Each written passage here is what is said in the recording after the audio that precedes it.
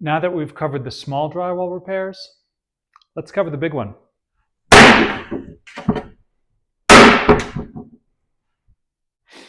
Okay, you got a hole in your drywall. What do you do now? Well, start with materials. First thing you need is drywall. So this is a patch panel. You can buy it at any home improvement store. If you're patching inside, it's probably 1/2 inch. If you're patching in your garage, it's probably 5/8. Second, you need something to cut your drywall. Multi-purpose tool, box cutter knife, drywall saw, although this gets messy with the paper. Next, you need joint compound. This is the thinner stuff, and it's important for a drywall repair, and you'll see why. For putting this stuff on, you need trowels. So I like a wide trowel to get an even coat. You also might need a little one to smear some stuff around. Next, you need texture. So these textures in the can do a pretty good job for knockdown texture, which most people will have in their house. Lastly, you will need a little piece of wood. Pro tip, you can get a free stir stick from your home improvement store, and that typically suffices for most drywall patches. You can also use a piece of 1x2 or any just lumber that's laying around the house. Lastly, you're going to need to measure some stuff. Okay, the first thing that we need to do is measure the damage. So with a simple ruler, we're going to take a look. That's about 3 inches. And then that is about 3 inches. So we need a 3x3 patch panel to fix this damage. Okay, so here's our patch panel. Now you're probably asking, can I just buy one of those patch kits that I see? I don't like them. So what they typically do is they mount a screen to the outside of here, and then you have to slather on so much joint compound that it just really, it's hard to get a good repair. So going back to this, we had a 3x3 measurement. So take our ruler, go from one of the cleanest corners that you can. You can see I've already used that corner a bunch.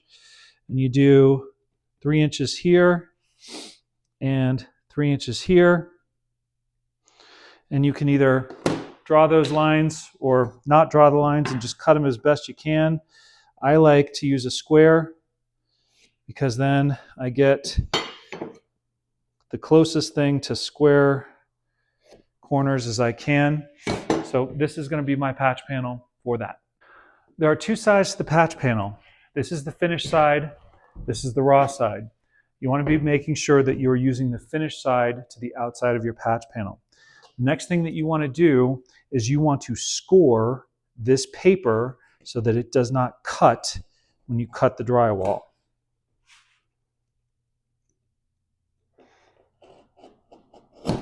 As you can see, I did not get perfectly on those lines, and that's why we cut this patch panel first before we actually cut the hole to fit the patch panel. Now, because I'm about to use a power tool, I put on some safety glasses so I don't get safety shamed. So this is just a multi-cutting tool, and I'm just going to trace those lines that I scored into the paper.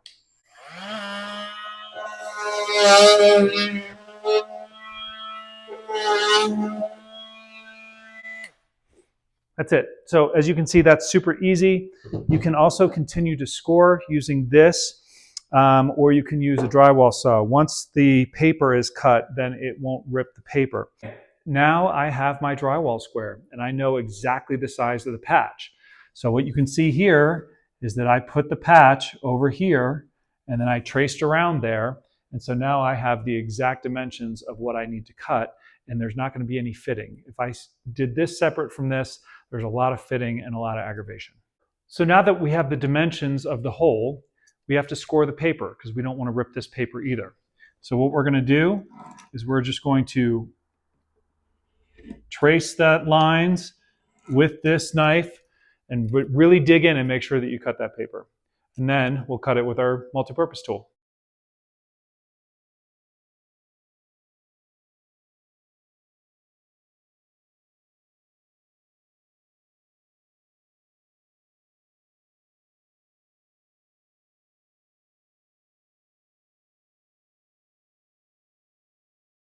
Just like that.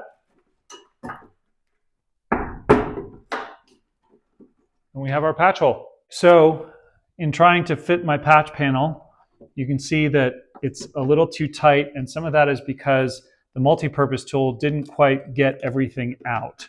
So you might need to come in and shave a little bit around the edges to make sure that your patch panel fits correctly.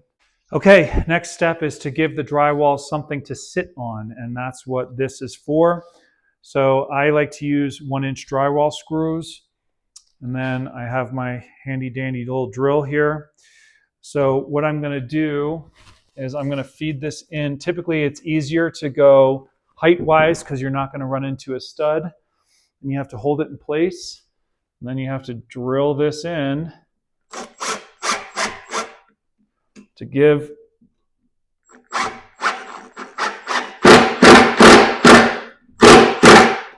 that something to hold on to.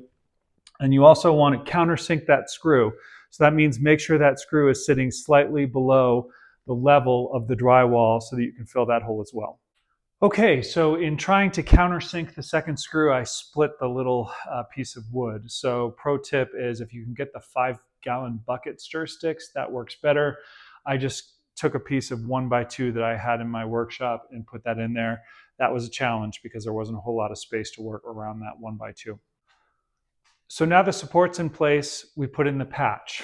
So set the patch in, and it's probably nothing square, so you got to set it in the right direction. And then just put a screw in the middle and should be able to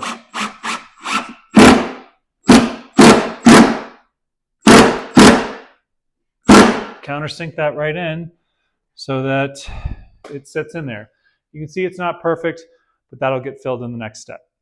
Unlike touching up little nail holes, this one you don't try to be as minimal as possible. The key here is to make sure that this surface is flat. If there are any ridges or anything that is visible to the eye before you paint, that will be visible to the eye after you paint.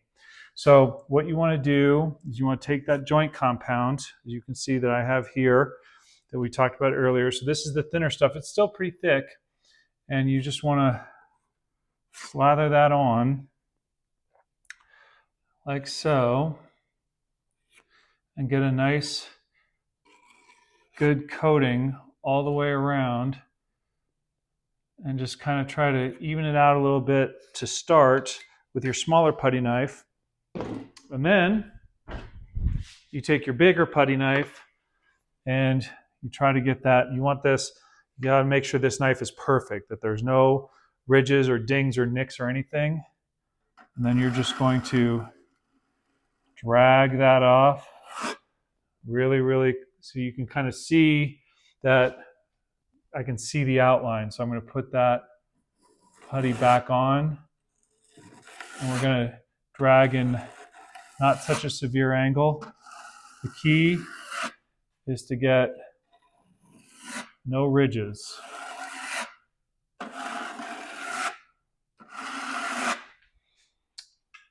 So there's a little bit of an outline of the ridge there, but it's actually it's convex, not concave. So we're going to let that dry, and then we're going to sand. Okay, so this is dried. Now during the drying process, I checked the putty a couple times just to make sure that there was nothing showing through. You don't want to see any straight lines or edges. And with that in mind, now that this is dried, we're going to knock off any straight lines or edges. Sanding. So you can either use a sanding sponge. I like a drywall sander because this is a screen and it won't clog, whereas this can clog and actually scratch your patch. Okay, so with my drywall sander here, I'm just going to, so that actually took a while, so I'm not going to show you all the film footage, and I ended up having to press harder. It's more art than science. You're going to want to check, you're going to want to look in the side light, you're going to want to make sure you see no funny features as you sand to make sure that that is smooth and ready to receive texture. Now that the sanding is complete, I like to vacuum this so that the surface is clean for the texture to adhere to. Okay, next is to spray your texture. Now this again is an art form, so you're going to want to practice. I like using a little sample patch. I always put this on the heaviest setting. Hold it about 8 to 12 inches away, and you want to spray it kind of random. So once you get a feel for that and know how that's going to happen, and we come over here,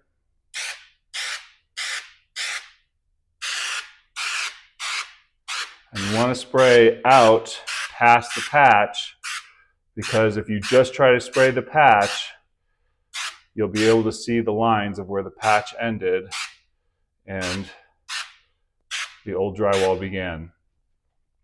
Now, it's really handy to have a wet rag with you. And then lastly, you need this trowel. So what we're going to do is we're going to let this dry until this starts to darken. The color starts to change and darken. And then we are going to pull this trowel across it. And we're talking like a butterfly with sore feet, like really, really gentle. You don't want to put any pressure on that. Now, while it's drying, I like to use the wet rag to clean up some of the really far out areas just to minimize paint touch up. But you are going to need exactly matching paint to touch up an area this big. And so if you can't get exactly matching paint, you will have to repaint the wall. But getting exactly matching paint is the story for another video. Okay, so the texture has been drying for about 5 minutes. It's going to depend on temperature, humidity, and all that, but you just kind of see it kind of starting to darken. Now, one of the mistakes that I made here was I did not prime the patch, and so the patch is actually absorbing the moisture from the texture, so that texture is drying quicker than the texture that is on the exterior paint. So for best results, you want to prime that before you texture it. But we're going to use our wet rag. We're going to wipe that edge to make it kind of slippery. And then we're just going to pull very gently. And then we're going to wipe the edge again. And then we're going to pull very gently. We're going to wipe that edge again. And we're going to pull very gently. Wipe that edge. And pull very gently. And that's it. Let that dry completely and it's ready to paint. Here's a close-up shot. Once that's painted, you'll never even know that ever existed. Well, I hope that video was helpful. And as always, if you have any questions, please feel free to reach out. And thanks for watching.